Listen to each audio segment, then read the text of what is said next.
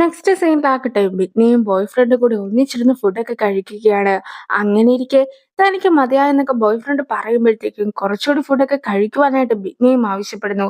പക്ഷേ ഫുഡ് കഴിക്കുവാനായിട്ട് താല്പര്യമില്ല എന്നൊക്കെ ബോയ് ഫ്രണ്ട് പറയുമ്പോഴത്തേക്കും ആകട്ടെ, നീ എന്താ എന്നെ അവോയ്ഡ് ചെയ്യുകയാണോ? നിനക്ക് കുറച്ചുകൂടി ഫുഡൊക്കെ കഴിച്ചാൽ എന്താണെന്നൊക്കെ ചോദിച്ചുകൊണ്ട് ബിഗ്നിയും അവിടെ ഉണ്ടായിരുന്ന ഫുഡൊക്കെ അവന്റെ വായിലേക്ക് കുത്തിക്കേറ്റുന്നു. പിന്നീടാകട്ടെ അവിടെ ഉണ്ടായിരുന്ന ആൾക്കാരുടെ മുമ്പിൽ വെച്ച് അവനെ തല്ലി കഴിയുമ്പോഴത്തേക്കും അവനും പോകുവാൻ തുടങ്ങുന്നുണ്ടെങ്കിലും പിന്നെ ഈ ഒരു നിമിഷത്തിലാകട്ടെ, നീ എന്നോട് ക്ഷമിക്കണം, നീ ഇല്ലാതെ എനിക്ക് ജീവിക്കുവാനായിട്ട് സാധിക്കുകയില്ല, നീ പോവുകയാണെങ്കിൽ ഞാൻ മരിക്കുന്നതായിരിക്കും എന്നൊക്കെ പറഞ്ഞ് സ്വയം മരിക്കുവാനായിട്ടൊക്കെ തുടങ്ങുകയാണ്. ബോയ് ഫ്രണ്ടും എന്ത് ചെയ്യണമെന്ന് അറിയാതെയൊക്കെ നിൽക്കുന്ന സമയത്ത്, നീ ഒരിക്കലും എന്നെ ഉപേക്ഷിച്ച് പോകുകയാണെന്ന് ഇനി പറയുവാനായിട്ട് പാടില്ല എന്നൊക്കെ പറഞ്ഞ് ബിന്നിയും അവനെ ഹഗ് ചെയ്യുന്നു. ആ സീൻ അവിടുന്ന് കട്ടായതിനു ശേഷം അടുത്ത സീനൊക്കെ കാണിക്കുകയാണ്. ഈ ഒരു സമയത്ത് ബർത്ത്ഡേക്ക് ആഘോഷിക്കുവാനായിട്ട് കേക്കൊക്കെ ആയിട്ട് നിൽക്കുകയായിരുന്നു ബിഗ്ന. പക്ഷേ ബോയ് ഫ്രണ്ടും നമുക്ക് ബ്രേക്കപ്പ് ആകാമെന്നൊക്കെ ബിഗ്നയോടും പറയുന്നു. നീ എന്റെ അടുത്ത് പെരുമാറുന്നതൊക്കെ കാണുമ്പോഴത്തേക്കും എനിക്ക് മൊത്തത്തിലൊരു ബുദ്ധിമുട്ടൊക്കെയാണ് ഫീൽ ചെയ്യുന്നത്. അതുകൊണ്ട് തന്നെ ഇനി നമുക്ക് മുന്നോട്ട് പോകേണ്ടെന്നൊക്കെ ആയിരുന്നു ബോയ് ഫ്രണ്ട് പറയുന്നത്. പക്ഷെ ബിഗ്നയ്ക്കും അതൊട്ടും തന്നെ ഇഷ്ടപ്പെടുന്നില്ല. അതുകൊണ്ട് തന്നെ ബിഗ്നയും ബോയ് ഫ്രണ്ടിനെ തല്ലുന്നു. അതായത് ബോയ് ഫ്രണ്ടിനെ പല രീതിക്കൊക്കെ തല്ലുമ്പോഴത്തേക്കും ബോയ് ഫ്രണ്ടും തിരിച്ച് ബിഗ്നനെ അറ്റാക്ക് ചെയ്യാനായിട്ടൊക്കെ ശ്രമിക്കുന്നുണ്ട്. പക്ഷെ ബിഗ്നയുടെ മുമ്പിൽ പിടിച്ചു നിൽക്കുവാനായിട്ട് അവന് സാധിക്കുമായിരുന്നില്ല. അങ്ങനെ ബിഗ്നയുടെ കയ്യിൽ നിന്നും ഒരുപാട് തല്ലൊക്കെ കൊള്ളുകയാണ് അവനും. ഇതൊക്കെ വെറും തുടക്കം മാത്രമാണെന്നൊക്കെ പറഞ്ഞുകൊണ്ട് അവിടെ ഉണ്ടായിരുന്ന ഒരു ബാറ്റ് വെച്ച് പോലും ബിഗ്നി അവനെ തല്ലുന്നുണ്ട്. അവനും ഓടി ബാത്റൂമിലൊക്കെ കയറിയതിനു ശേഷം പോലീസിനെയൊക്കെ കോൾ ചെയ്യുന്നുണ്ട്. അങ്ങനെ ഇരിക്കെ ബിഗ്നിയും ഡോറിന്റെ ലോക്കൊക്കെ തകർത്തതിനു ശേഷം അവനെ പിടിക്കുവാനായിട്ടൊക്കെ ശ്രമിക്കുന്നു. അവൻ ആകെ പേടിച്ചൊക്കെയായിരുന്നു നിന്നിട്ടുണ്ടായിരുന്നത്. പിന്നീട് പോലീസും ബിഗ്നിനെ പിടിച്ചുകൊണ്ടൊക്കെ പോകുമ്പോഴത്തേക്കും നമുക്ക് വീണ്ടും കാണാമെന്നൊക്കെ പറഞ്ഞ് വളരെ ഹാപ്പി ആയിട്ടൊക്കെ ആയിരുന്നു ബിഗ്നിയും പോയത്. പിന്നീട് ബിഗ്നയുടെ ശല്യമൊന്നും ഇല്ലാതെ ഇരിക്കുവാനായിട്ട് അവനും താമസമൊക്കെ മാറി മറ്റൊരിടത്തേക്കൊക്കെ വന്നിട്ടുണ്ടായിരുന്നു. ഈ ഒരു സമയത്ത് ഓഫീസിലെ വർക്കൊക്കെ കഴിഞ്ഞ് വീട്ടിലേക്ക് അവൻ കയറി ചെല്ലുമ്പോഴത്തേക്കും പുതിയ വീട്ടിൽ പോലും ബിന്നെ എത്തി കുക്കൊക്കെ ചെയ്യുകയായിരുന്നു. അവൻ താമസം മാറി എത്തിയ കാര്യമൊന്നും ബിന്നോട് പറഞ്ഞിട്ട് പോലും ഉണ്ടായിരുന്നില്ല. എന്നിട്ട് പോലും പുതിയ വീട് കണ്ടുപിടിച്ച് ഡോറിന്റെ ലോക്ക് വരെ തുറന്നിട്ട് ബിന്നെ അകത്ത് കടന്നിരിക്കുകയാണ്. അങ്ങനെ ഇരിക്കെ പേടിച്ചിട്ടുണ്ടായിരുന്ന അവനും പോലീസിനെ വിളിക്കുവാനായിട്ടൊക്കെ തുടങ്ങുമ്പോഴത്തേക്കും, ഒരിക്കൽ കൂടി ഞാൻ ജയിലിലൊക്കെ പോവുകയാണെങ്കിൽ അടുത്ത തവണ ഞാൻ പുറത്തിറങ്ങുമ്പോഴത്തേക്കും നിന്നെ കൊല്ലുന്നതായിരിക്കുമെന്ന് പറഞ്ഞ് ബിന്നെ അവനെ ഭീഷണിപ്പെടുത്തുന്നു.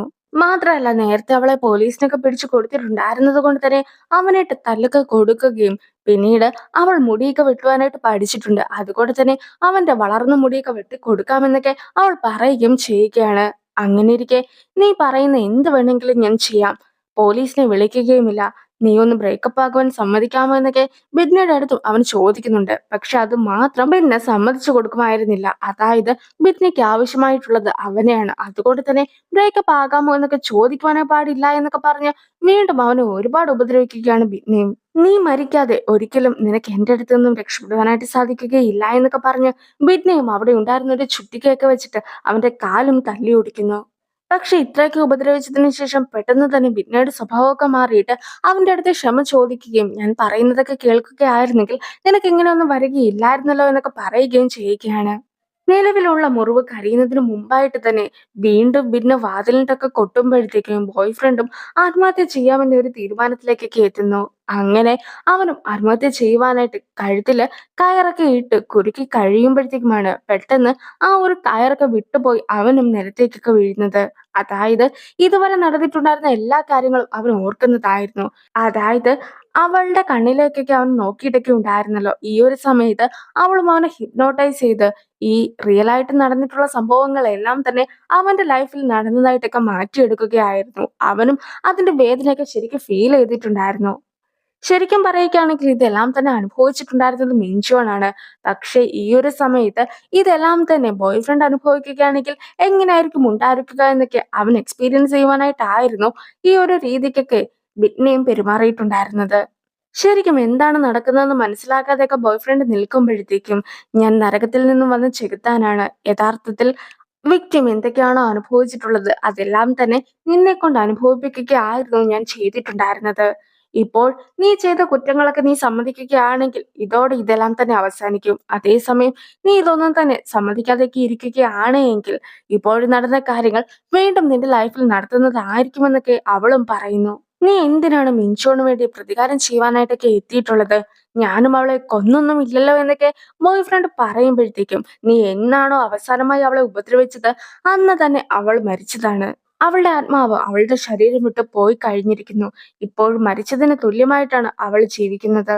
പിന്നെ ഞാൻ അവൾക്ക് വേണ്ടി വന്നതൊന്നുമല്ല, മറിച്ച് നിന്നെപ്പോലെയുള്ള കൊലയാളികൾക്ക് ശിക്ഷ കൊടുക്കുവാനായിട്ട് എത്തിയതാണെന്നൊക്കെ പറഞ്ഞ് വീണ്ടും അവനെ ഉപദ്രവിക്കുകയാണ് ബിന്നി.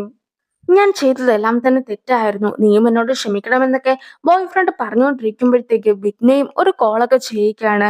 ഈ ഒരു സമയത്ത് ബിഗ്നനെ തിരിച്ചറ്റാക്ക് ചെയ്യുവാനായിട്ട് അവനും കയ്യിലുണ്ടായിരുന്ന ചുറ്റികയൊക്കെ വെച്ച് അവളെ തല്ലുവാനായിട്ടൊക്കെ ശ്രമിക്കുന്നുണ്ട്. പക്ഷെ അവൻ എങ്ങനെയൊക്കെ നോക്കിയാലും അവളുടെ ശക്തിയൊന്നും അവനില്ലല്ലോ. അതുകൊണ്ട് തന്നെ അവളെ തോൽപ്പിക്കുവാനായിട്ടും അവന് കഴിയുന്നില്ല. മാത്രമല്ല, അവളുടെ കയ്യിൽ നിന്ന് നല്ല രീതിക്ക് തന്നെ അവനിട്ട് കിട്ടുന്നുണ്ട്. അവസാന നിമിഷം വരെ ബിഗ്നനെ തോൽപ്പിക്കുവാനായിട്ട് അവനും ഫൈറ്റ് ഒക്കെ ചെയ്യുന്നുണ്ട്. എങ്കിൽ പോലും ബിഗ്ന ആയിരുന്നു ആ ഒരു ഫൈറ്റിലൊക്കെ വിജയിച്ചിട്ടുണ്ടായിരുന്നത്. ഇപ്പോഴാകട്ടെ ബോയ് ഫ്രണ്ടും തെറ്റൊക്കെ ഏറ്റു പറയുന്നു. ഞാൻ കാരണമാണ് മിൻചോൺ മരിച്ചത്. മാത്രമല്ല, എന്നെ പോലൊരു വ്യക്തിയോട് എനിക്ക് പോലും ക്ഷമിക്കുവാനായിട്ട് സാധിക്കുന്നില്ല. ഞാൻ അത്രത്തോളം ദുഷ്ടനാണ്.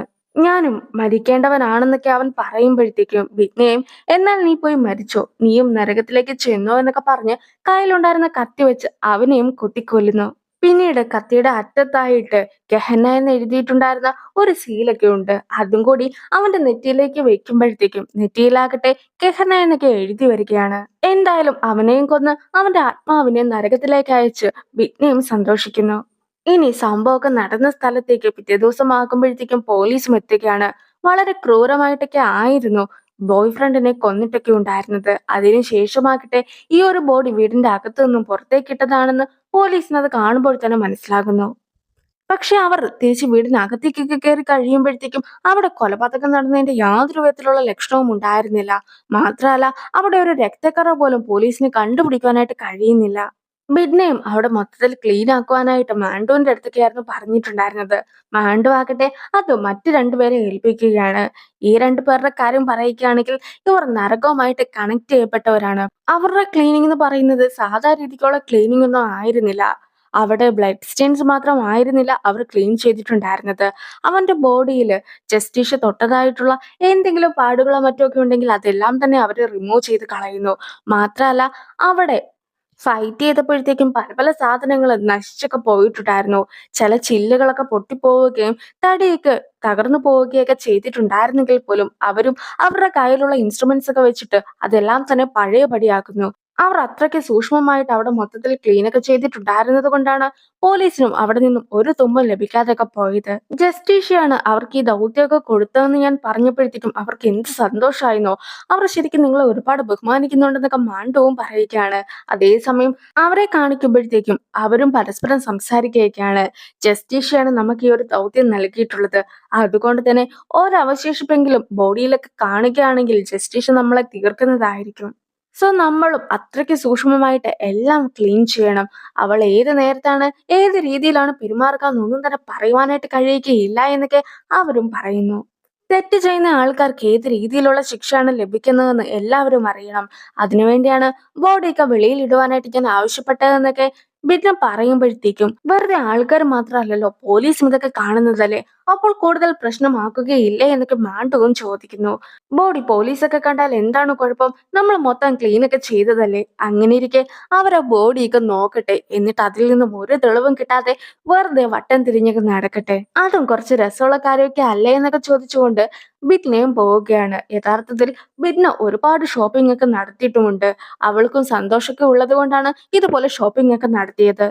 ഇനി പോലീസും ഈ ഒരു കാര്യമൊക്കെ ഡിസ്കസ് ചെയ്യുകയാണ്. ഈ ഒരു സമയത്ത് അവന്റെ ശരീരത്തിലുള്ള എല്ലാ ഭാഗങ്ങളും ഒടിഞ്ഞ രീതിക്കൊക്കെയായിരുന്നു ഇരുന്നിട്ടുണ്ടായിരുന്നത്.